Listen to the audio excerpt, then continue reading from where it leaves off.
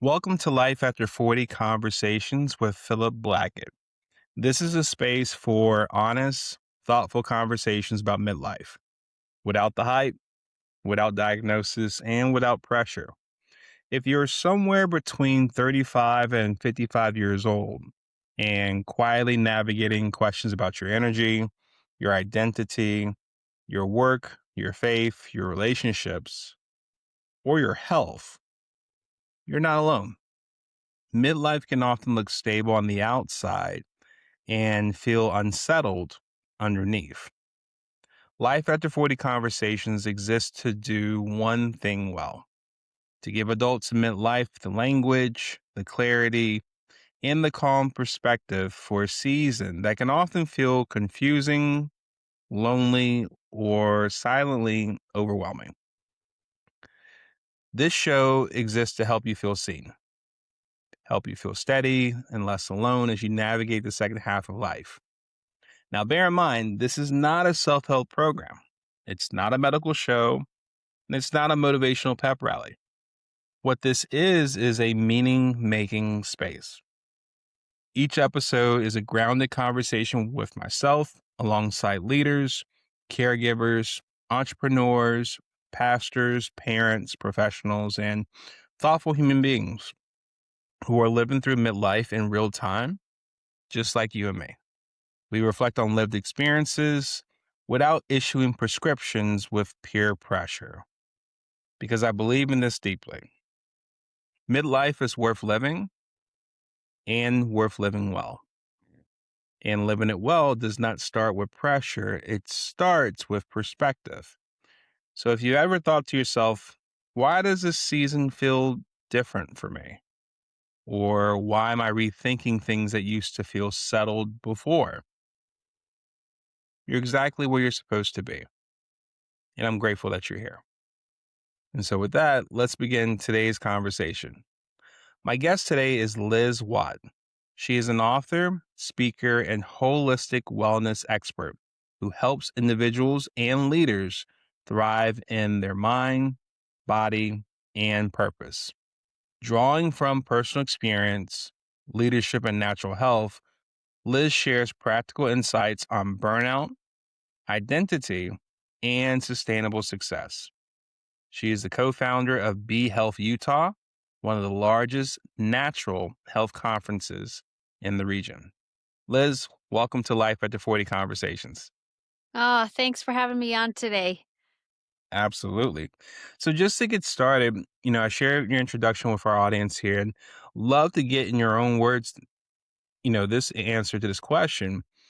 Before the titles, before the resumes, who is Liz in this season of life? I am, it's funny how you say that, stripping away everything because a lot of times we identify ourselves with what we have. But if we take that away, I'm a person inside that is always striving to help other people. And that is just the core of who I am. And it shows no matter what title I have. It shows in my actions and what I put as a priority in my life is that I truly do want to be able to help people. But as we start to go along in our lives, one of the obstacles that we do run into is that we try to do too much. And in the process, sometimes we lose ourselves. Hmm. I could definitely relate there. And And so I've seen that pattern in my life at different times, and then when that happens, you have to step back and say, "What is really my true core identity, and what is it that my purpose is that I really want to shine at this time?" and what would you say that core identity is? To me, it is that I want to be that daughter of God, the person that, that does the challenging things that others that I am called to do. There's a lot of people that are called, few are chosen, and I just feel that I want to be my core identity is that I want to be that leader that I feel that I am designed to be. Hmm. Absolutely. When you think about midlife, Liz, and I usually characterize that as between 35 to 55 years old. When did you first realize something had shifted within you? It was actually probably about 10 years ago. Uh, yeah, I feel that all of us have challenging things that we grow up with in our lives. And, I came from a family that there was a lot of shame around that. And, it's not just me, there's other people too that experience different hard things. And, it wasn't until I realized that the hard things that I went through were actually the biggest blessings in my life that I began to change the perspective of who I am and what I was called to be. When I was a teenager, I had this guy, he had asked me out to prom. And I was so excited, and we went and we danced and we just had a really fun time. And afterwards, we continued to date. And then one day he quit talking to me. And I didn't quite know what was going on. And I just kind of figured, okay, that's a fling that left, right? Well, later on in that summer, he graduated. I was still in high school, but we ended up seeing each other at a party. And he's like, "Hey, do you want to go for a drive?" And so we went for a drive and we stopped and we're just talking in front of this restaurant. And all of a sudden, he just starts yelling at me to hide. And I couldn't figure out why he asked me to hide, but he kept on yelling at me to hide. And so I instantly just like jumped underneath the dashboard, not knowing if there was a fight or if there was a gun or what was going on. And then I heard people coming and I look over and I see that he's still sitting in his seat. And as the people walked by, he raised his hand and said hi to them. And at that moment, I realized why I was underneath that dashboard. And it was because of he was embarrassed to be seen with me. Wow. And at that moment, it's like humiliation, embarrassment. You just want to click your fingers and disappear. But it's like, I couldn't stay underneath there forever. So I found a way back up on my seat and he put the keys in the car, drove me home. And when I went inside, I went down to my bed, basically cried myself to sleep. But I promised that I would never tell anybody that story because how can you tell others that people are embarrassed to be around you? And so for many years, I kept that inside of me that my value belonged underneath the dashboard and that I would never be the kind of person that other people are and that I would never be valued like them. And so I portrayed that in different aspects of my life. Now I went on and I went to be like I got married to a good husband. I had kids, but I had this desire within me to become more. I just kept on having this and it would be like these feelings would raise in me, and then all of a sudden, that dashboard moment would come back, and it would say like, "You can't do that. You are not worthy to do something like that. People are going to laugh at you. You are never going to be able to accomplish this." And this went on for years. And my husband, he's a chiropractor and he got into neurofeedback, and that's where you put the electrodes all over your head and you kind of and analyze that to see what the brain is doing. And as he was working with a professional helping him trying to figure how to do this for his patients, they did a scan on my head and he said, the guy goes, "I don't know who this is, but she has so much anxiety in her." And my husband's like, "I don't know what you're talking about. It's my wife. She doesn't have anxiety, you know?"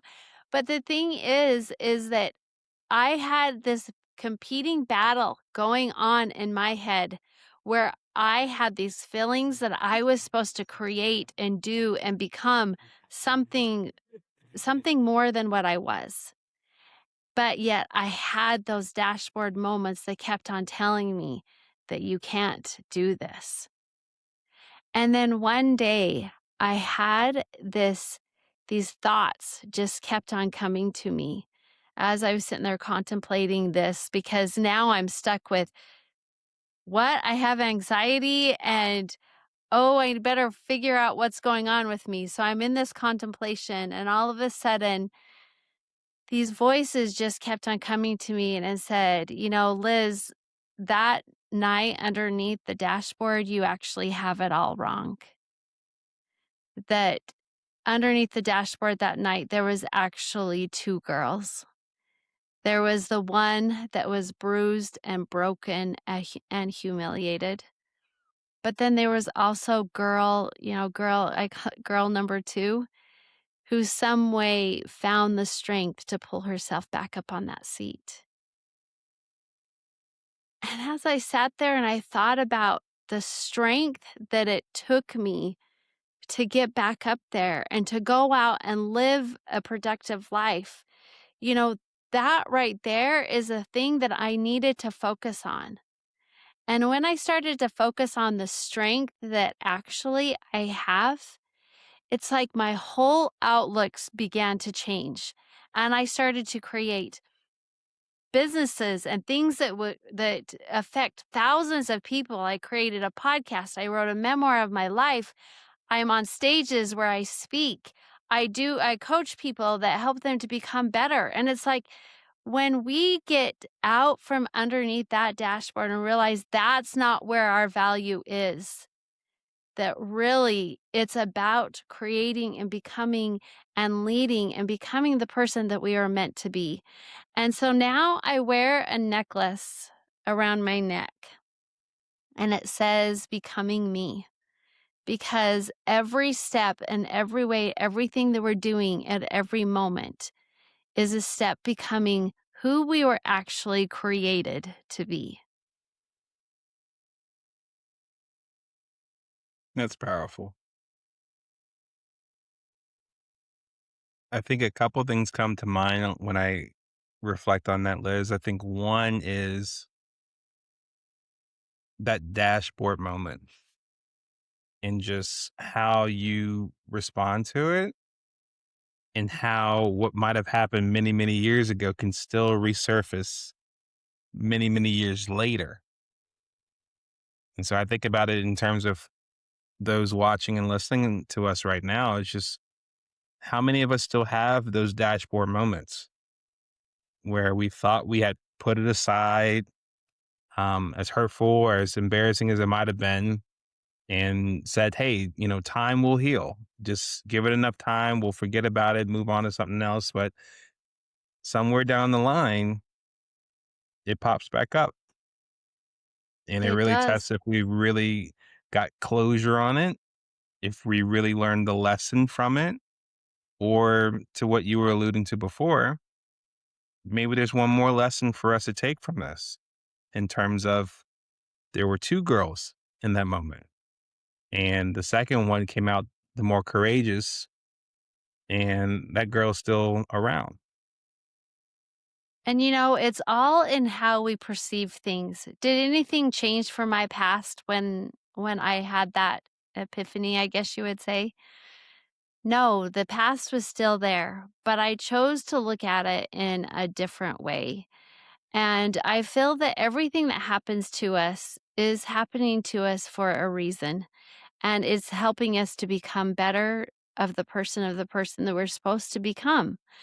And but I do have those moments that still creep up, like you talked about, where all of a sudden that unworthy thoughts start coming. But it's up to me to decide which way I'm going to go. And so I consciously have to make that decision every day, every time that this comes up, that no, You are the courageous person. You are the one that pulled yourself back up. And that is the person that I need to focus on because all of us have those moments, those dashboard moments, but it's up to us to decide what we're going to do with it. And right now, I'm 52. So 10 years ago, I was 42. And I had to make that. I went for how many years feeling that I was not good enough. But guess what? That last 40 years, I am good enough. And I am making a difference in the world. I really feel that if we want to be able to do what we are supposed to do here on earth,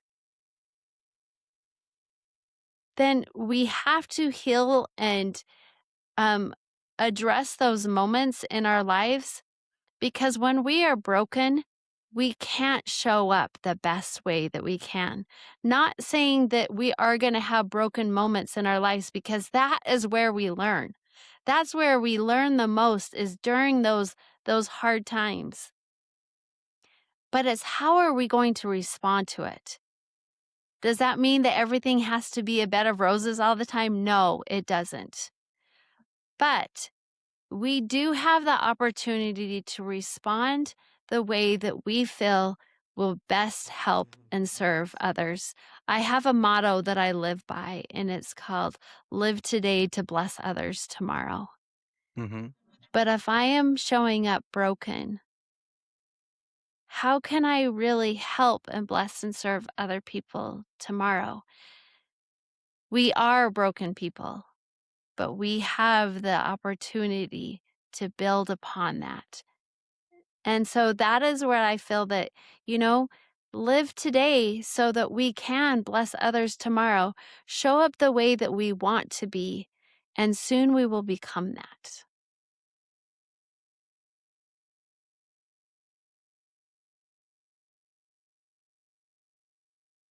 I understand.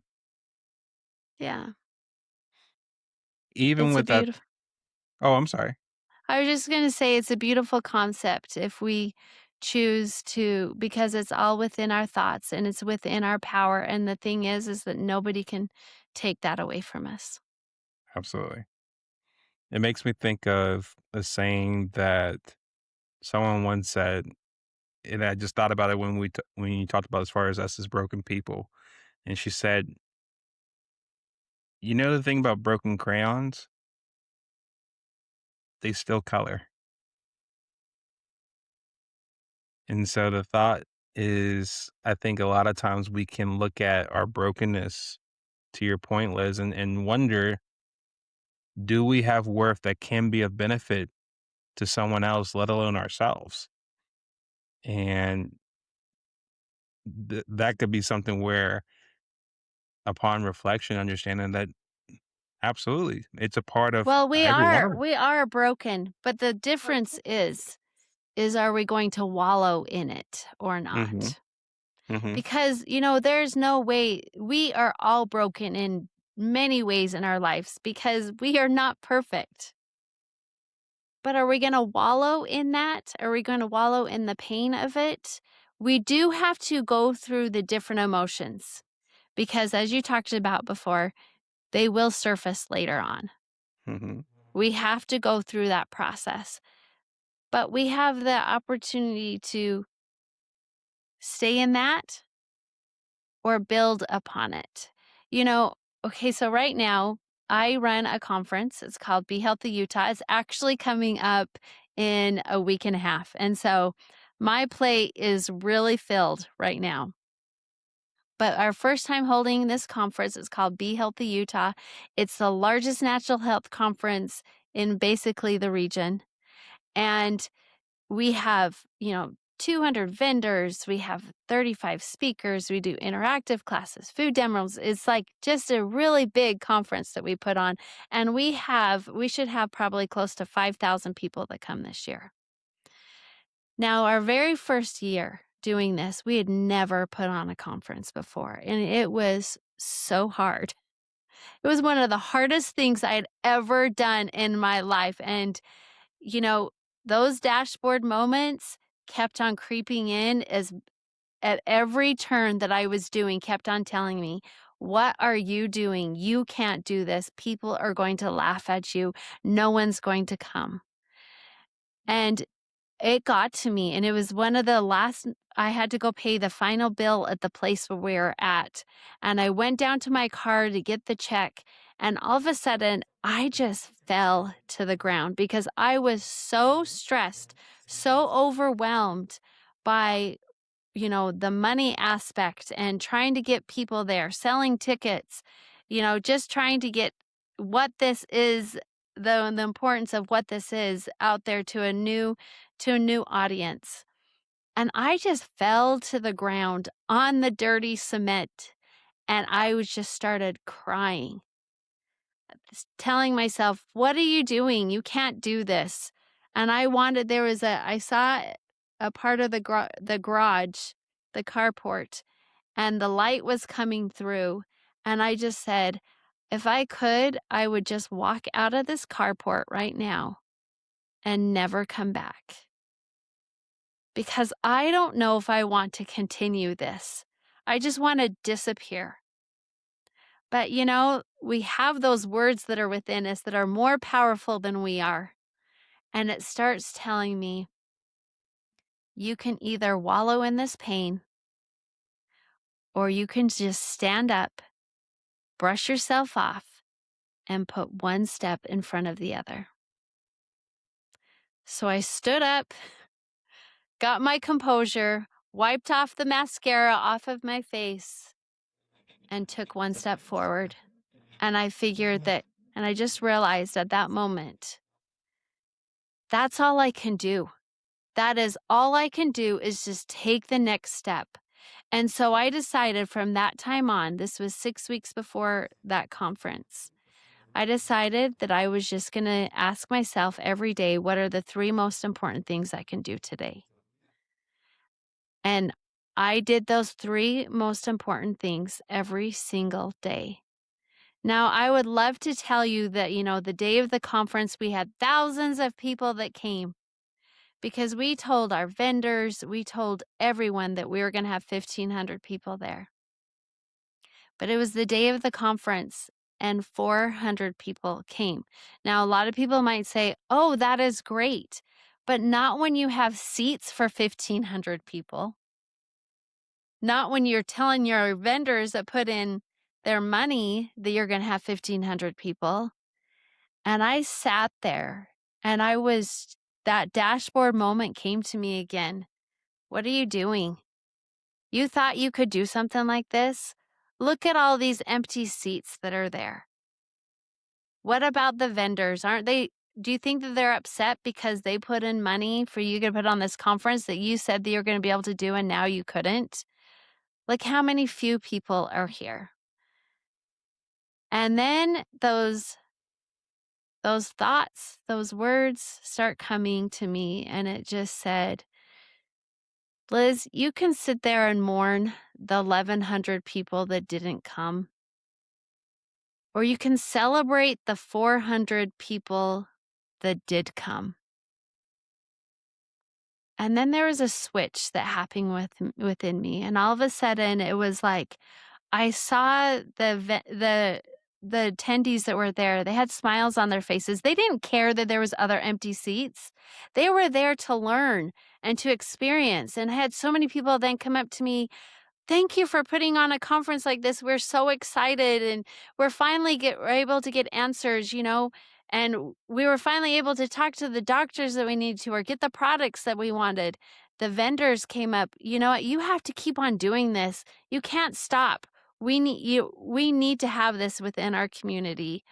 And it's like when I started to change that and start celebrating the 400 people that did, I started to look at things differently. And it started to be like, you know what? This is a work in progress. And yes, 400 people came this time, but let's see what is going to be even next time. And look at the people that are so excited to be here. And look at the vendors. They didn't care about the money, they cared that we created something. They created a community within where we're at that's all about natural health. And so it's all about the thoughts. Was it, could I change at that moment that only 400 people came? No, but I could change my thought around it to celebrate those 400 people that did come.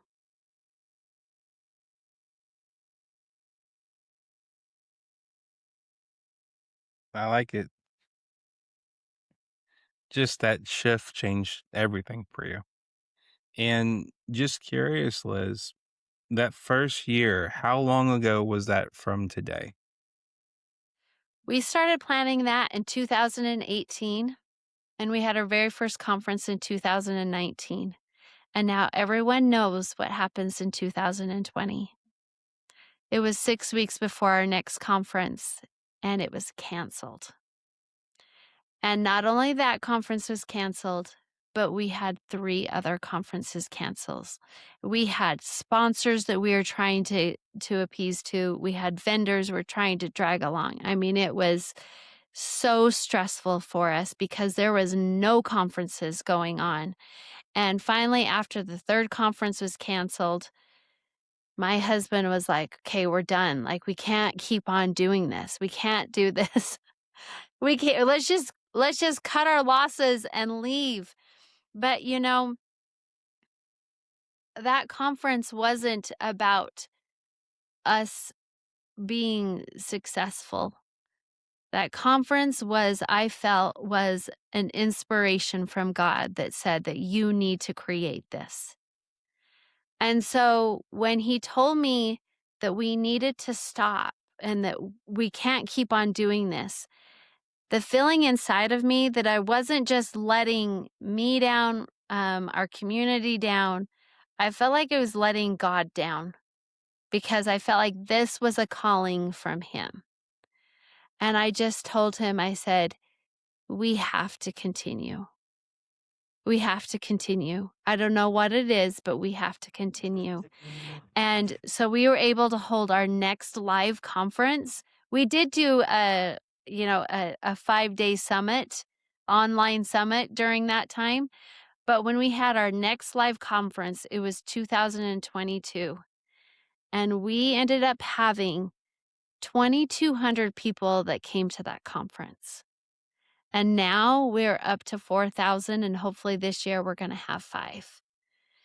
So, it's not the end when things happen to us.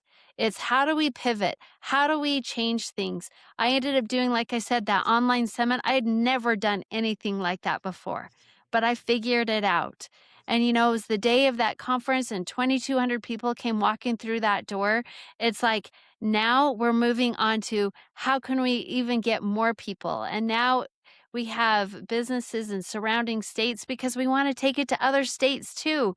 And, we can sit there and I could have stopped at that 400 people, or now I have thousands of people that we are gathering every single year. We just had a conference. We started up a new one in southern Utah in that area.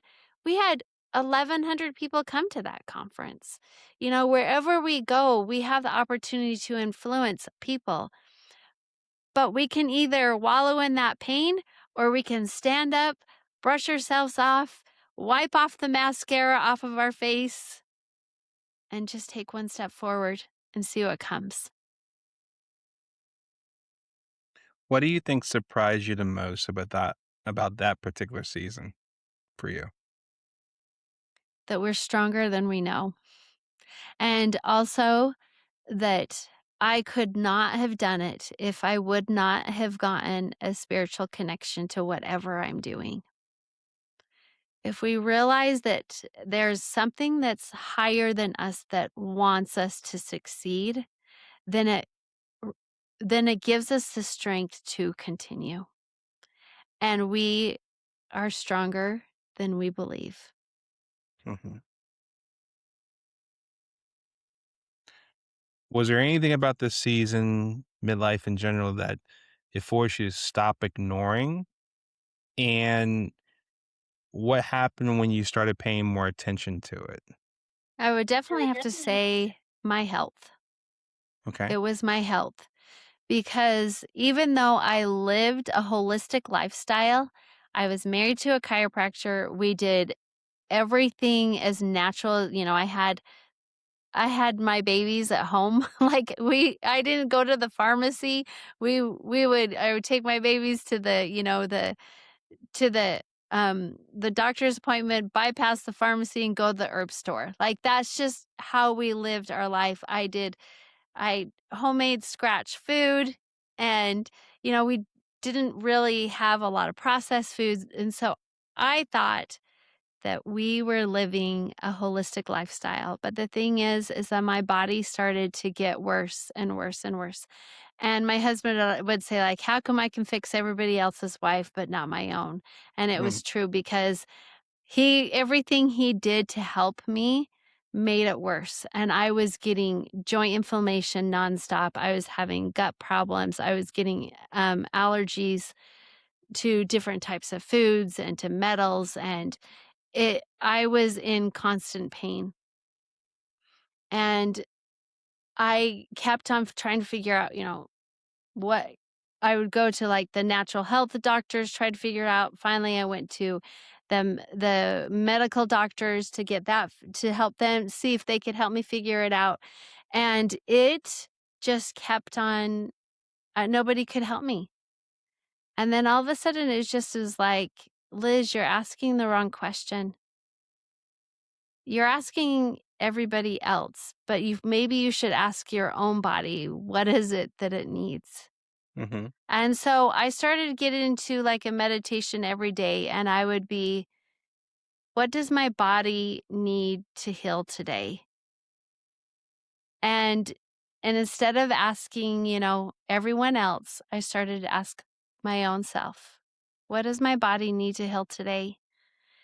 And I started to implement things every single day. mhm, And by 4 months, it was like my body was restored. I was a totally different person. And it wasn't until I was able to have this healthy body, this healthy vitality body, that I was able then to create this conference. I was finally able to be the mom that I wanted to be. I was finally able to be the wife that my husband would love to have and be able to participate in fully. And so our health is everything. And that is why I'm so passionate about putting on this health conference, this natural health conference, because I believe that our bodies are made to heal itself. And if we haven't figured out what it is, that just means that we need to continue to learn. We need to explore more ideas, learn from books, learn from podcasts. There's so much stuff out there right now mhm. that we can learn. But often what happens is that, there was moments in my life that it's like, is this how I'm going to be for the rest of my life? But, most of our answers are within us. And it wasn't till I stopped asking everyone else and got to the person that was the most important was me. Because I felt like that, there's a connection between me and someone else above. And those answers were able to come to me because I was in that moment of just us two together.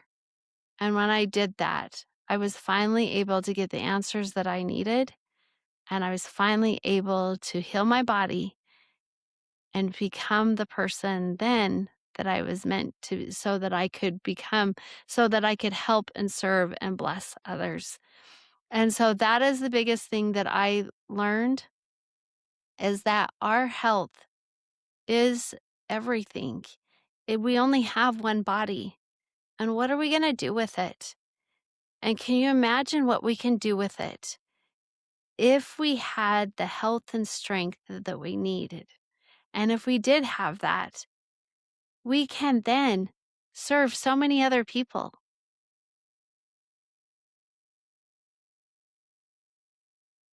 So I'm first of all, I'm glad you got the answers you were looking for. And clearly I could see the difference that that made, once you got them.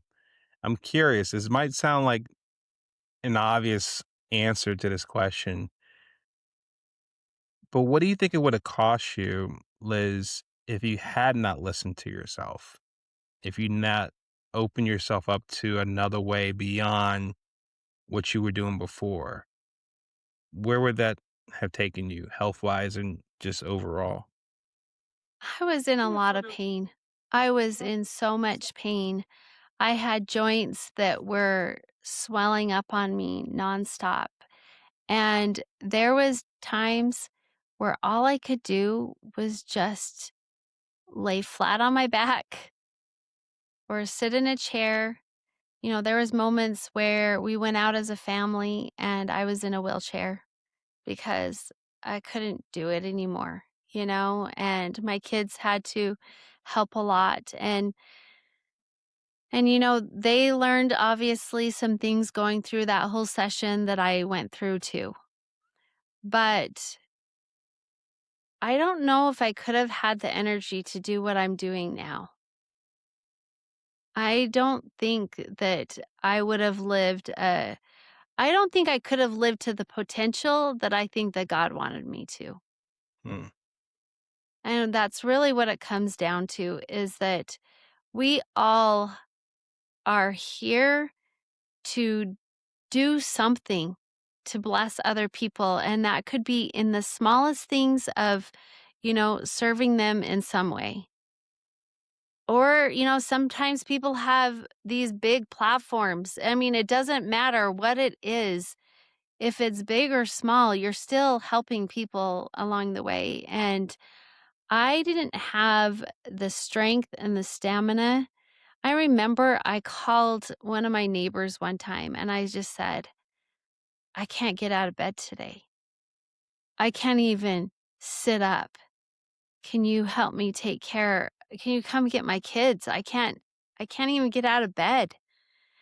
You know, there's a lot you can learn when you're down in bed, but there's so much more you can learn when you're out, Hmm. when you're able to do other things in your life. And so I just look at I feel like that is such a huge blessing in my life that I was able to experience. And I say that every time our bodies heal in any way, I always call it a miracle because our bodies are miracles. And whenever if we even have a cut that heals, guess what? That's a miracle. And I know that I experienced so many miracles during that time. But if I wouldn't have taken the time to stop and to listen and then act. And I think that Hmm. that is huge within us is that it's not just about stopping and listening, but it's acting upon it. That is really where we see the results within our lives. Yep, absolutely. And so when you think about where things are now for you, Liz, years later, past the dashboard moments, past COVID, and seeing where the conference is growing up to now and that sort, and where things are now after finding those answers for yourself and going on this natural health journey for you and your family. What would you say are some of the beliefs, some of the habits, some of the rhythms that for you now are non-negotiable? So, mine is that I've had to create, if I want to continue to do what I want to do, one of the biggest things that I have done is create a support system around me. I know that I cannot do this all alone. And so I have created that support system where I have virtual assistants that are helping me keep me on track to do the things that I need to do. Helping me say like, "Hey, you have this today." They got on this morning and said, "Hey, don't forget about your podcast today." with you today, right? And so they're like, Mhm. don't forget about that. And hopefully everything goes well because I have to have that. I've hired social media people to help me to expand in that way. I've hired editors and people that have helped me with my memoir and the other books that I have written. I have created a whole system around me to help me create the dreams that I've wanted to do. But really, the thing that I have stuck to that has helped me the most Mhm. is that meditation, is that getting in that moment where I'm allowed to allow the thoughts to flow into me of what is it that I need to do? What are the next steps I should take? What are the conversations that need to be had? Who are the people that I need to incorporate in my life at this moment? Mhm.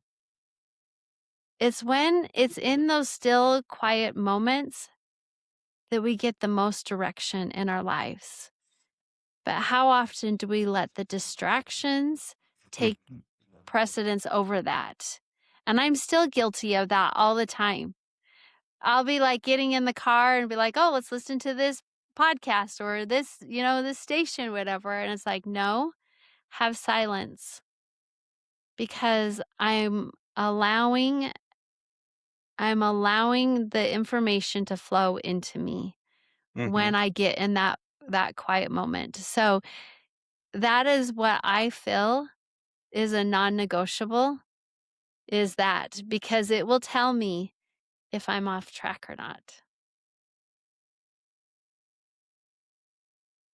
That's good.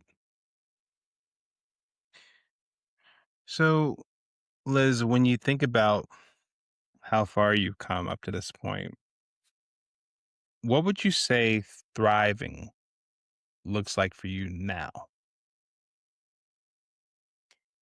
Thriving for me is listening to hear. We've kind of already touched on that, but that's listening to hear because I, this last probably 4 years, I've been through a lot of stuff, a lot of health challenges. I was walking with my husband, fell on this really small rock, ended up tearing both of my knees, and my left one had 6 operations on that, and I ended up having to go in for a knee replacement, which the knee replacement didn't it I was still struggling, so they took me back into surgery again to try to see what was going on and to clear some stuff up. A year after that, they decided, "Okay, we're just gonna do a whole new knee replacement." And then 7 months after that, my heart ended up stopping. I had to end up getting a pacemaker, like, it and and then it was like my hip, I had torn my hip and I had to get hip surgery. The reason why I say all of this stuff is that we are mortal people. Things happen to us, things that come at our way that least expected. Were all of these things planned in my life? No. I never thought that my heart would ever stop. I'm in the natural health realm. Why would it do something like that? You know, but thriving isn't it's when we think about thriving, things happen to us in our lives. But guess what? Right now, I'm still here. I'm still having a conversation with you. I still have my conference going on in a week and a half where I told you, hopefully 5,000 people walk through that door. Thriving is still continuing to go and supporting yourself with the things that you need to be able to get there. I've had really rough 4 years with my health, but thriving is what got me through that, realizing, creating that support system, realizing that our bodies are made to heal if I just give it the right environment. It's about dealing with the punches that come and realizing that you can still keep on going. That's what thriving is. And it's creating that environment around you so you can continue to thrive. Otherwise, I would have just said, okay, I'm done. Like, I have had too many health challenges. I'm done. And that would have been fine. People could have they could have said like, "Oh, I get it. I understand. I understand that you need to take a break now." But no, thriving is about creating that support system around you so you can keep on serving and blessing other people. Absolutely. Liz, that was powerful. I think this whole conversation was very much insightful, inspiring, and really helpful for people. Just kind of understanding that midlife is going to have its fair share of challenges, health and all. And I know people have really benefited from hearing from you. And so, for someone that is watching or listening to our conversation now, and she or he may be going through one of those dashboard moments or a health challenge or just feeling like they're pretty much drifting or even burnt out in midlife here, what would you want to say to that person right now? Can I just give you a quick analogy? Sure. So I have we when we got into our house, we built fruit trees because I wanted my backyard to be a Garden of Eden, to be able to go out there and just pick off fruit, right? And so we have all of these trees. We have a pear tree, two apple trees, some grapes, a peach tree, nectarine tree, plum tree, and a full garden. Well, anyways, our nectarine tree died. So we went after, the next year, got a new nectarine tree, planted it, let it grow, start to develop, and once it had fruit, it grew peaches. Now I already had a peach tree. I wanted a nectarine tree. So we enjoyed this peach tree for a couple of years, and they're like, okay, now we need to rip it out and let's put in another nectarine tree. Well, we plant it, water it, let it develop, and all of a sudden, after 3 years, guess what grew? Peaches. And we're like, are you serious? So, what did we have to do? Rip it out, and now we're planting another nectarine tree. Okay. We still have to wait 3 more years till we can get nectarines. We have been dealing with this for how many years? And I feel like this is what life is about. It's about learning. We are just like that. We plant something, we think that it's going to be this certain thing that, oh, this is going to be great. But guess what? After so long we realize it's not exactly what we want. So we have to yank it out and we have to plant something else again. And then we nourish that and we keep on going, watering it. And oh, we're so anticipating this is what it's going to be. And guess what? It's not. And so you have to yank it out and you have to put something else in again. And that's what life is about. It's about growing growing and learning and becoming and then realizing, okay, maybe it's something different that I want. And so then we go back and we start again and we start going forward and realize, okay, well, it's not that exactly. Okay, let's just take off a little bit of this and add a little bit of this. And that's what life is. It's not always going to be perfect. It's not going to be what we anticipated. And some things that we grow and nurture might not be exactly what we want. But life after 40, that's what it is. And it's just as accepting that that is how life is. And that, you know what, through the process, someday I'm going to get that nectarine tree. And I'm hoping that it's going to come. I've been able to enjoy a little bit of those peaches that have come along the way. But with a lot of hard work and a lot of patience and a lot of nurturing, we can do and become anything that we want.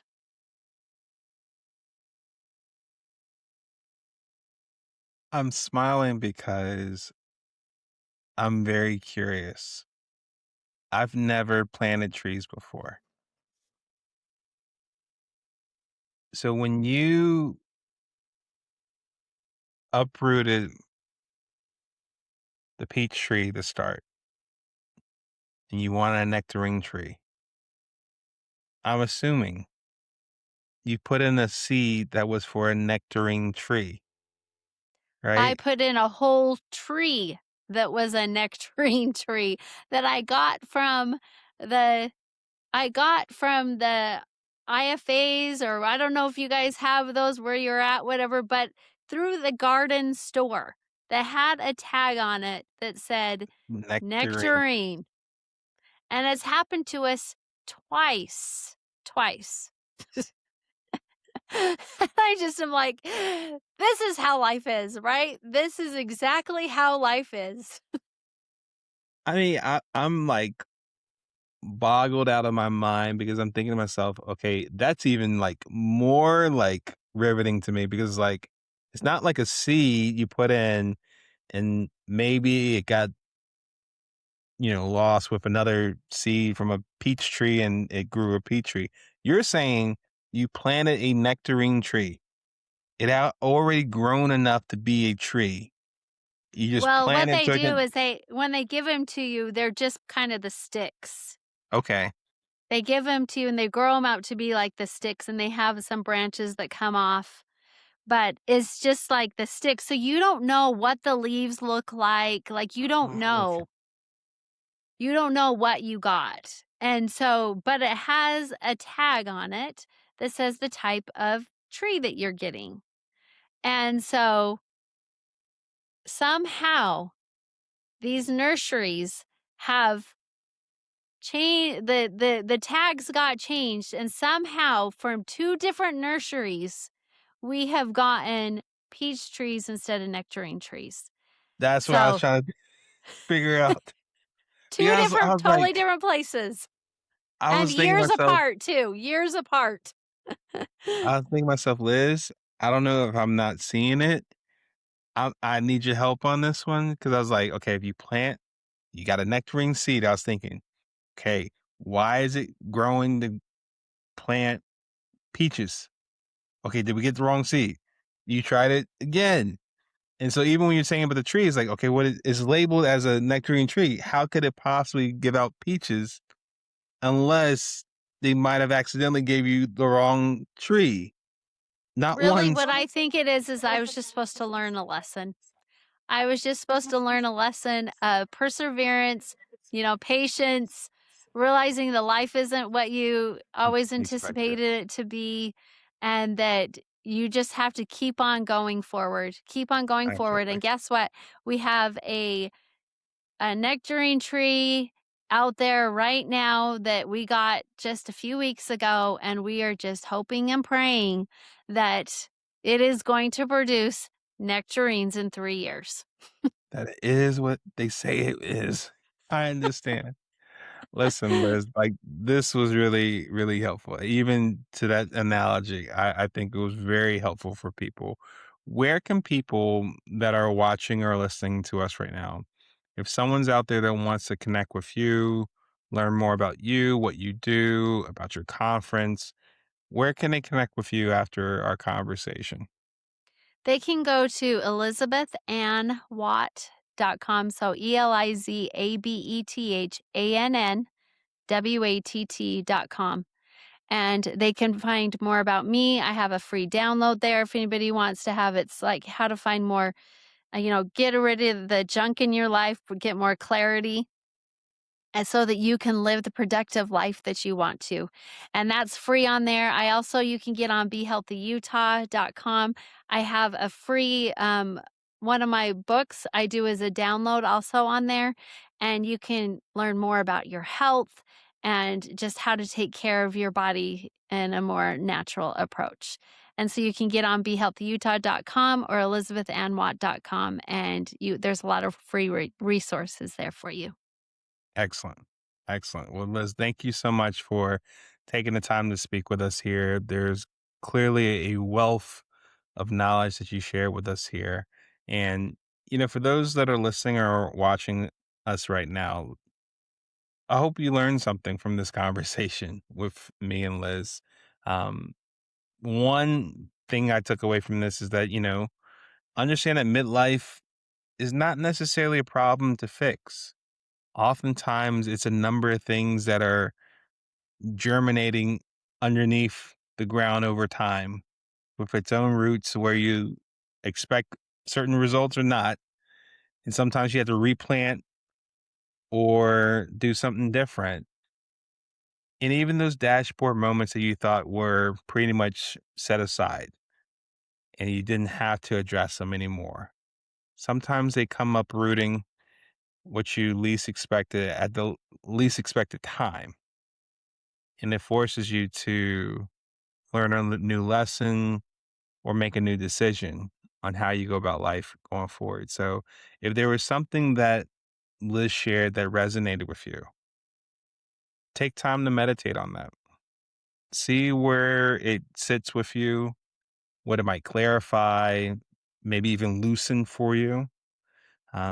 Maybe something that helps you pay more attention to something you thought was set aside, never to be addressed again, and see where that goes. Because that's oftentimes where real change begins, not from urgency to act, but just awareness and giving yourself that space and that grace to see where things are and where to go from there. So, as we close this conversation, to learn more about Life After 40, you can head on over to our website at lifeafter40.com. You're also welcome to connect with me at philipblackett.com. And just as a friendly reminder as we finish up today, um, midlife is worth living and worth living well. So, Liz, thank you so much for taking time to speak with us today. I really appreciate it. I know our audience has as well.